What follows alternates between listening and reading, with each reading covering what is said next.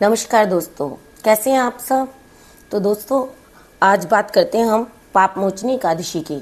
आज मंगलवार 25 मार्च पाप मोचनी एकादशी है।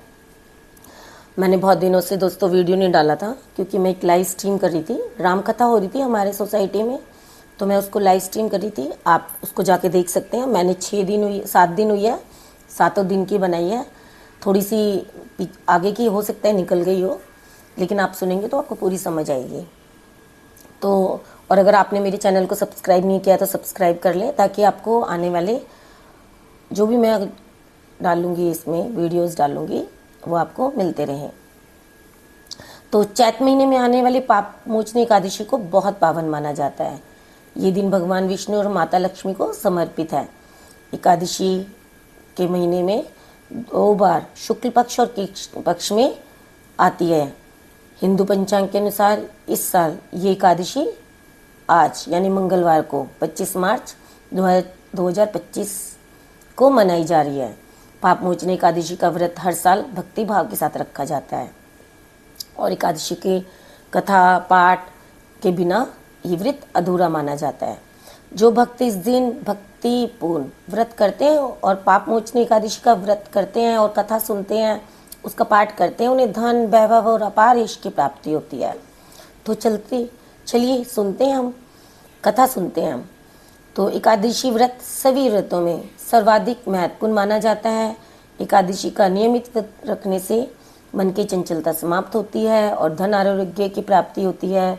इस व्रत से मनोरोग भी दूर होते हैं। पाप मोचनी एकादशी आरोग्य, संतान प्राप्ति और प्रायश्चित के लिए किए जाने वाला व्रत है।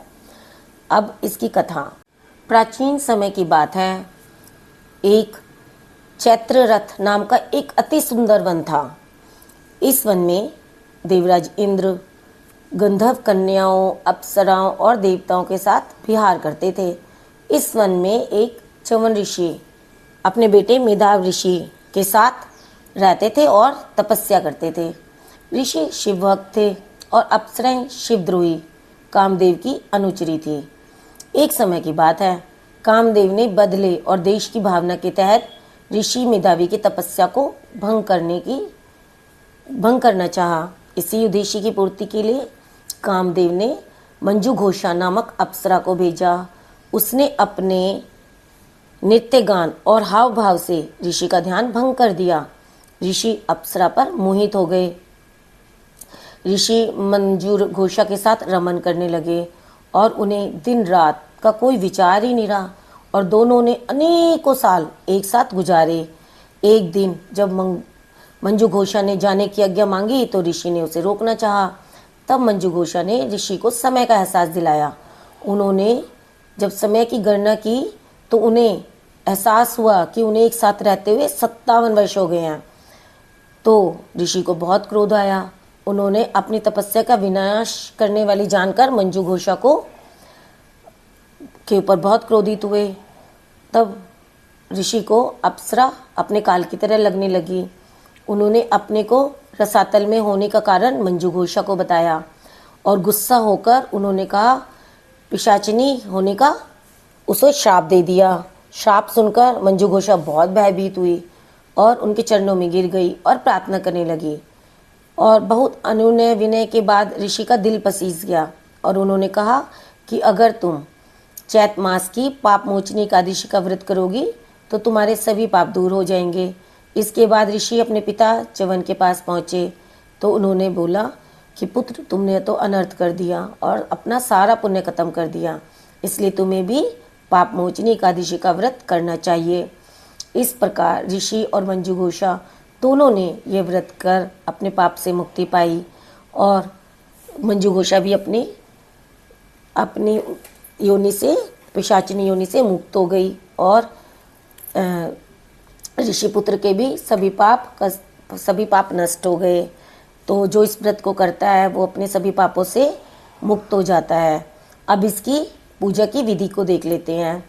पाप मोचनी एकादशी के दिन श्रद्धालुओं को प्रातःकाल जल्दी उठकर स्नान करना चाहिए और स्वच्छ वस्त्र धारण करने चाहिए। इस व्रत में भगवान विष्णु के चतुर्भुज रूप की पूजा की जाती है। इस दिन भगवान विष्णु की मूर्ति या चित्र के सामने दीप जलाकर पूजा आरंभ की जाती है। भगवान को तुलसी पत्र, पीले पुष्प, धूप, दीप, फल और नैवेद्य अर्पित किए जाते हैं। और पूजा में भगवान विष्णु के मंत्रों का जाप करना शुभ माना जाता है। और भगवान विष्णु के संग संग लक्ष्मी जी की भी पूजा का विधान है। इसमें तुलसी की भी पूजा की जाती है, तुलसी भगवान को चढ़ाई जाती है।